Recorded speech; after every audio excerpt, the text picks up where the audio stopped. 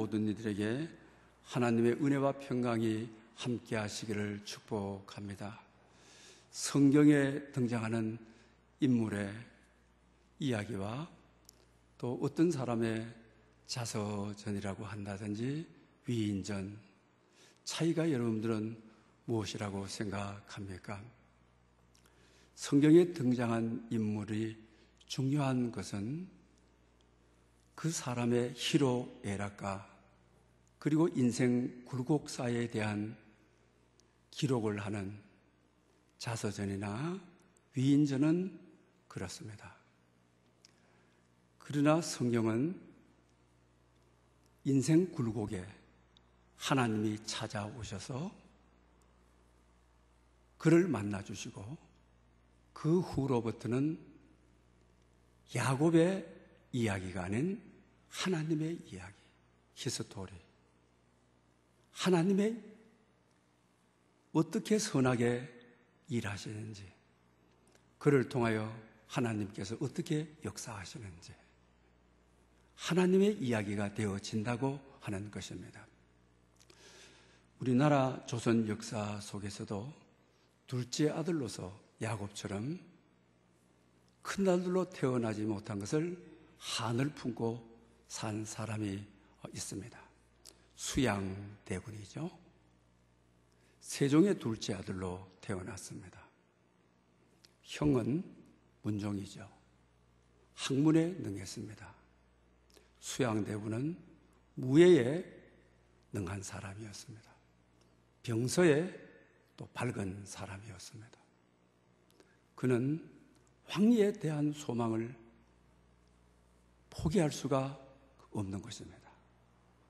그런 가운데 문종이 왕이 된 다음에 2년 3개월 만에 세상을 뜨게 되는 것입니다. 그때 자기 자신은 왕에 대한 욕심을 포기하지 못하고 왕이 창탈전에 들어가게 되어지는 것입니다. 형이 죽자 왕위가 홍위, 단종에게 왕위가 넘어가는 거죠. 12살밖에 되지 않는데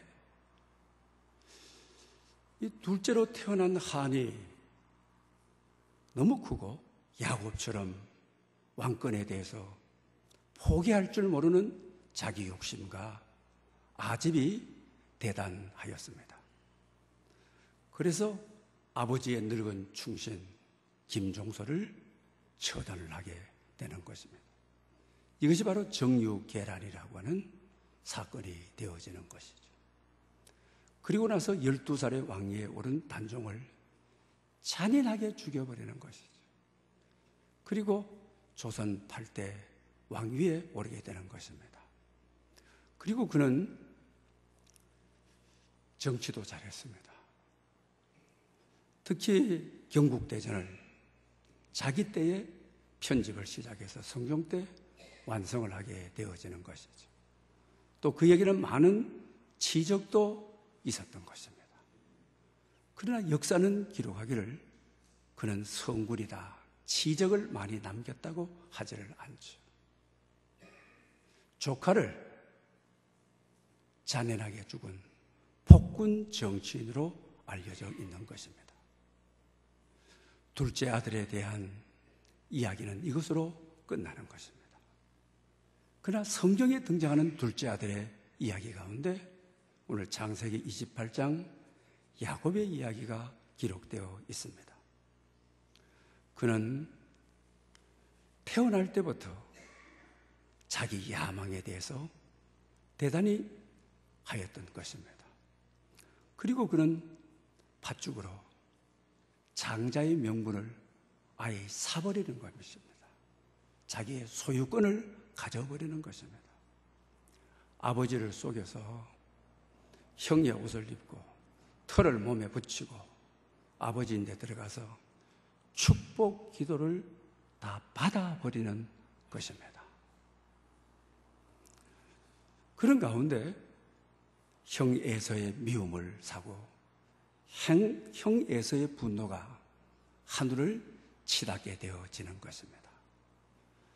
그래서 부엘세바에서 오늘 노숙하는 베델의 하나님이라고 부르는 이곳에 이르게 됩니다.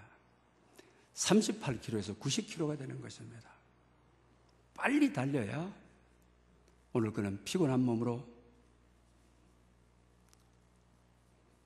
3일째 도착하게 되어지는 것입니다.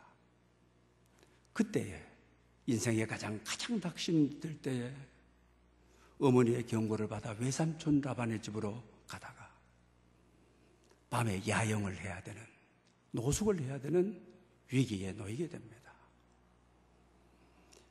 이때에 하늘의 사닥다리가 놓이고 천군 천사들이 오르락 내리락 하며 오늘 본문 15절에 내가 너희와 함께 있어 동사만 연결해 보겠습니다. 너를 지켜 너를 이끌어내어 너를 떠나지 아니하리라. 그래서 오늘 설교 제목이 너를 떠나지 아니하리라. 세조와 같은 그런 인생 이야기가 아니라 인생의 가장 위기 때에 하나님이 찾아오셔서 자기 역사 속에 개입하셔서 자기 희로애락을 가지는 인생이 아니라 굴곡의 역사를 말하고자 하는 것이 아니라 자기 삶 속에 오신 하나님이 자기를 통하여 어떻게 일하시는지 자기 안에서 이루어지는 하나님의 역사, 이것이 바로 성경에 등장하는 인물들의 중요한 교훈이라고 하는 것입니다. 여러분 가운데, 성경의 인물 가운데 우리 인간과 똑같이 닮은 아주 인간적인 사람을 뽑으라 한다면 여러분은 누구를 뽑겠습니까? 야곱이라고 할 수가 있죠. 에서와 야곱의 감정, 갈등, 죽이기까지 싫어할 정도로. 우리 옛날 어른들도 그런 이야기를 했습니다. 아들 둘 있는 집안에 편안할 날이 없다. 여러분들은 어떻습니까? 저희들은 아들 셋에 딸이 둘인데요. 그 어머니가 그래도 말을 또렷또렷 하실 때 인생 살면서 자식이 갈등 없이 관리하는 것이 어머니로서 얼마나 힘드는 줄 아느냐. 뭘 줄래도 큰아들 잘못 주게 되면 주는 건 좋지만 둘째 아들, 셋째 아들에게 눈에 나고 막내라도 기여하게 되면 뭐 좀 더 주지 않는가. 형제를 관리하는 것이 부모로서 정말 어려운 일이다. 마음에 와닿고 또 그랬습니다. 형제 간의 갈등, 추석 연휴 가운데 있습니다. 여러분들은 어떻습니까? 참 형제 간의 갈등이 우리 현실에서 참 많죠. 결과적으로 야곱의 이야기는 나의 이야기라고 하는 것입니다. 또 그뿐만 아닙니다. 아버지를 속이고 형 에서의 옷을 입고 자기 모습 그대로 야곱으로 살지 않고 에서와 같이 털이 많은 사람으로 야곱이 에서처럼 살아가기 위해서 욕심을 길러서 아버지를 힘들게 하는. 그리고 나중에 에서가 와서 남은 축복이 없습니까? 라고 했을 때 다 줘버렸다. 자녀들의 갈등 속에 아버지를 속이는 부자간의 관계 속에 너무 애석해하는, 너무 아파하는, 너무 힘들어하는 야곱의 모습을 보게 되죠. 어쩌면 우리 가정사에 똑같은 내용을 말하고 있는 것을 보게 되는 것입니다. 특별히 하나뿐인 디나, 이제 바단 말 안에서 부엘세바로 돌아오는 길에 세겜에 이르렀을 때 그 지역 사람이 어떻게 사는 것을 보러 나갔다가 강간을 당하게 되는 것이죠. 하나뿐인 사랑하는 딸의 무너짐 속에 아버지가 너무 아파하고 아버지가 너무 힘들어하고, 우리가 여러분들 가정에 딸의 이야기, 예상치 못하여 일어나는 슬픔의 이야기, 아버지로서 이 이야기는 자기를 주저앉게 하는 것이고 가장 힘들게 하는 사건이기도 한 것입니다. 그것으로 끝나지 않고 자기 아들이 똘똘 뭉쳐가지고 세겜 사람들에게 앞으로 서로 혼인하자. 너희들 딸을 우리에게 주고 우리 딸을 너희에게 주고. 그거는 거술 작전이었죠. 그러기 위해서는 할례를 받아야 된다. 할례를 받도록 유혹을 해놓고 그들을 완전히 살육해버리는, 씨도 남기지 않고 다 죽여버리는. 고향 돌아오면서 아직 정착하지 못하였는데 그 지역과 설린 관계를 맺지도 못했는데 우리가 그를 죽였으니 그들이 반드시 히브리인들에게 저항할 것은 분명한 것이죠. 이 자식들을 어떻게 인도해야 될지, 이 자식들을 어떻게 이끌어 가야 될지, 어느 것이 길인지 어느 것이 방법인지, 아버지의 혼란, 아버지의 절망. 우리 자식들을 바라볼 때 야곱의 이 마음이 우리의 마음이기도 한 것이죠. 또 뿐만 아니라 형들이 요셉을 죽여버리려고 했다가 이집트 대상들에게 팔고 요셉의 옷을 벗겨가지고 짐승에 피를 붙인 다음에 아버지께 와서 요셉 아들이 짐승에 찢겨 죽였습니다. 아버지가 그 이야기를 듣고 슬피 부르짖는, 자식을 앞세워야 되는, 자식을 먼저 보내야 되는 애비의 아픔, 애비의 고통이 오늘 우리 이 시대에 자식을 앞세운 모든 이들의 이야기라고 하는 것입니다. 사랑하는 여러분, 야곱이 겪었던 인간사의 굴곡사가 여러분들은 어디에 해당됩니까? 여러분 삶에 무엇과 일치하고 있습니까? 그때 야곱은 어떻게 해결하는지,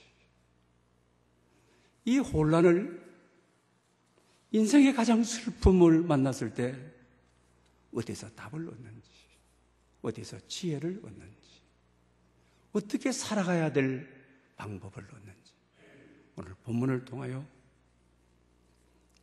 도움을 받고자 하는 것입니다. 영상 하나를 먼저 띄워주시기를 바랍니다.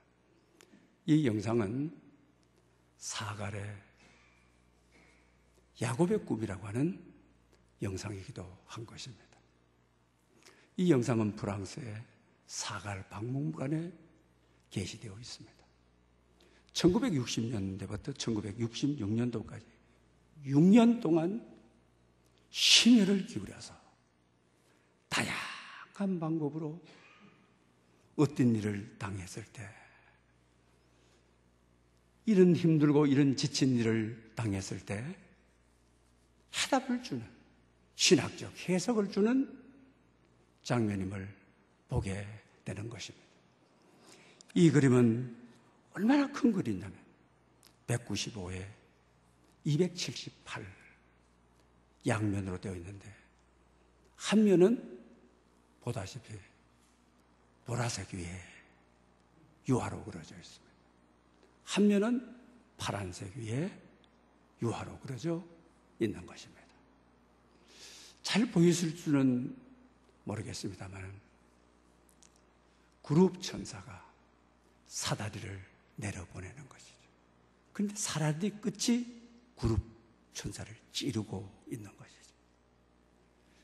야곱이 인생의 가장 절망의 눈물을 흘리고 갈 바를 알지 못하여 밤에 노숙하고 있는 그에게 사다리가 찌르는 것은 예수 그리스도께서 십자가에 돌아가실 때 가슴에 창을 맞는 예표이기도 한 것이죠.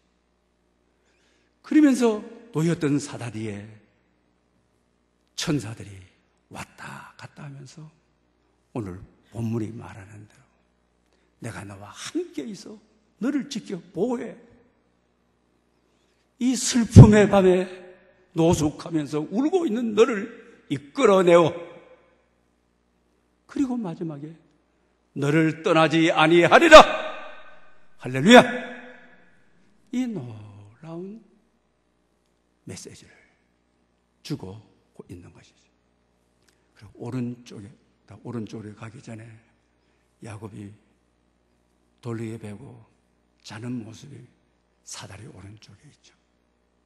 그렇게 자세히 보면요, 한눈은 감고 한눈은 뜨고 있습니다. 이 작가가 깊은 묵상 속에 50년 동안 야곱에 대한 그림을 다양하게 그려서 독자로 하여금 해석하도록 있는 것이죠. 이 위험의 장소, 짐승의 울음소리가 들리는 장소, 도저히 사흘길을 도망와서 피곤하고 지쳐있는 몸, 양눈을 조용히 감고 편히 안식을 누릴 수 없는 위기, 두려움 속에 한눈은 감고 있어야 되고 밤에 무슨 일이 일어날지 한눈은 떠야 되는 야곱의 현실, 긴박한 상황을 그대로 소개해주고 있는 것을 봅니다. 그리고 오른쪽에 보게 되면 저 노란색이 중간에 있는 것이 촛불이죠. 그룹 첨사가 촛불을 잡고 있죠. 촛불은 하나님의 임재인 것이죠. 이 캄캄한 밤, 절망의 밤, 너부러져 있는 돌베개를 자고 불안에 떨고 잠자고 있는 그에게 하나님의 임재, 하늘 사다리로부터, 그리고 임재 옆에 보면은 십자가 그려져 있죠. 이 사다리는 하늘과 땅을 연결하는, 천사가 하늘에서 사다리를 내려주는, 하나님께서 인간을 찾아오셔서 인간을 구원하시는, 이 절망의 밤에, 아픔의 밤에, 잠 못 드는 밤에 하나님이 그의 인생에 찾아오셔서 개입하셔서 내가 너와 함께 너를 지켜 너를 이끌어내어 너를 떠나지 아니하리라. 이런 완벽한 답이, 완벽한 응답이, 완벽한 지혜가, 완벽한 능력이 여기에 있는 것을 우리는 보게 되는 것입니다. 그리고 오늘 본문에 하나의 질문을 던지게 되어집니다. 그 질문은 형 에서로부터 장자권을 사버렸습니다. 샀으면 매수자가 주인입니다. 이제 장자의 소유권을 가진 사람입니다. 아버지를 속여서 형 에서가 받아야 될 축복을 자기가 받아버렸습니다. 자기 것입니다. 그런데 여러분, 왜 이렇게 도망을 가는 것입니까? 왜 이렇게 떨고 있는 것입니까? 왜 이렇게 겁먹고 있는 것입니까? 노숙을 하면서 한눈은 뜨고 한눈은 감고 잠들어야 되는 피곤한 인생을 왜 가고 있는 것입니까? 여러분, 하나님의 약속이 이루어져도 예상치 않는 우리 인생에 아픔이 있을 수 있다고 하는, 정말 하나님의 약속을 다 받았는데 장자권이 내 소유가 되었는데, 그뿐만 아니라 아버지의 축복을 이미 받아서 끝난 것인데 왜 내 가는 길에 이런 장애가 있느냐, 이런 위험의 깊은 밤을 통과해야 되느냐, 이런 강야의 길을 눈물로 홀로 걸어야 되느냐, 여기에 대한 것입니다. 오늘 본문은 여기에 대한 답을 주고 있는 것입니다. 하늘로부터 들어온 하나님의 음성을 듣고 야곱이 외치고 있는 16절의 말씀입니다. 여호와께서 과연 여기 계시니 내가 알지 못하였도다. 무슨 말입니까? 가장 절망의 밤에, 아픔의 밤에, 눈물의 밤에, 좌절의 밤에, 형과의 갈등 때문에 도망가야 되는 밤에, 이때가 하나님이 나를 찾아오신, 나를 만나주신, 내 인생에 개입하시는 은혜를 가지고, 축복을 가지고, 보호를 가지고, 세상 끝날 때까지 내가 너와 함께 하겠다는 동행을 가지고 찾아오신, 여러분 가운데 강야 같은 세상에 너부러진 돌 위에 베고 사업에서 누워있고 탄식하고 사람이 곁을 떠나고 물질이 내 곁을 떠나고 관계가 끼어지고 오늘도 이 너부러진 항약길에 그렇게 힘들게 살아가고 분이 계십니까? 건강이 무너지고 미래가 막막해질 때 외삼촌이 나를 영접해 줄까 도망하는 이 신세가 운명이 어떻게 결정될지도 모를 그때에 하나님이 자기에게 찾아와 주신 하나님이 여기 계십니다. 고난의 현장, 노숙하고 있는 현장에 바로 지금, 바로 여기에, 바로 이 자리에 여호와가 여기 계시거늘 하나님이 나와 함께 하십니다. 그 이후에 이제는 자기의 삶이 곡절 많은, 눈물 많은, 도망가는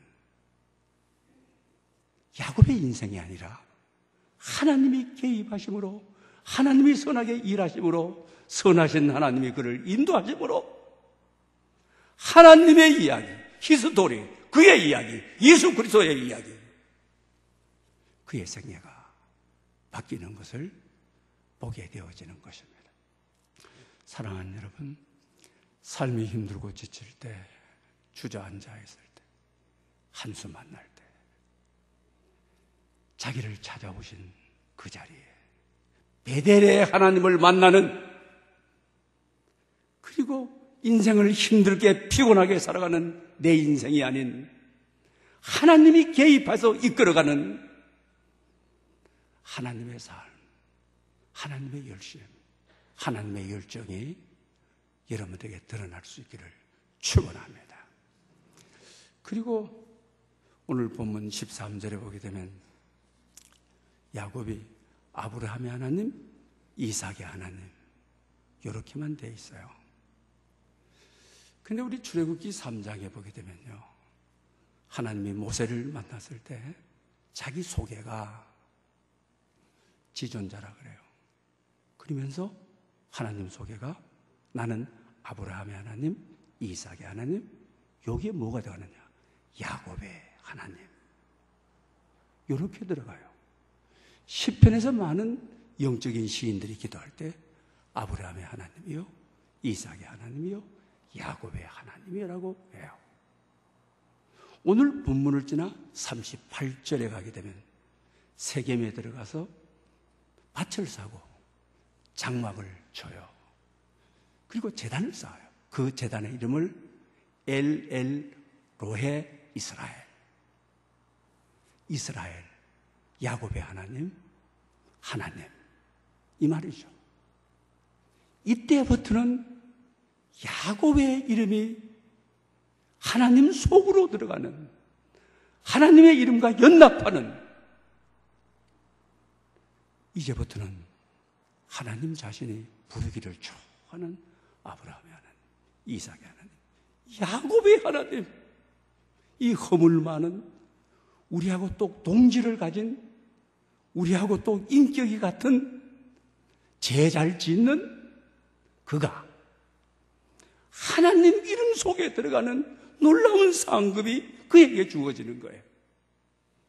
그래서 그 이후에 하나님은 우리가 그렇게 부르기를 좋아하시고 하나님 자신의 이름을 소개했을 때도 그렇게 소개하고 있는 것을 보게 되는 것입니다. 특별히 추석 연휴에 있는 여러분들, 여러분의 삶의 자리가 하나님의 자리이고 베델의 하나님을 만나고 살아가는 여러분들에게 하나님은 아브라함의 하나님, 이삭의 하나님, 야곱의 하나님, 그 다음에 나의 하나님, 이런 은혜와 축복이 있으시기를 축원합니다. 기도드리겠습니다. 베델의 하나님, 앞이 막막하고 보이지 않는 절망과 눈물의 벌판에 우리가 야곱처럼 홀로 너부러져 있습니다. 바로 이 시간이, 바로 이 자리가, 아니 바로 지금 여기가 나를 지키고 이끌어내시는 하나님 계심을 믿습니다. 어떤 상황 속에서도 하나님은 여전히 우리와 함께 계심을 믿습니다. 야곱에게 내가 너를 떠나지 아니하리라 말씀하신 것처럼 우리 각자에게 말씀해 주시옵소서. 아브라함의 하나님, 이삭의 하나님, 야곱의 하나님, 나의 하나님을 불러봅니다. 예수님의 이름으로 기도드립니다. 아멘. 말씀을 생각하면서 338장을 드리겠습니다.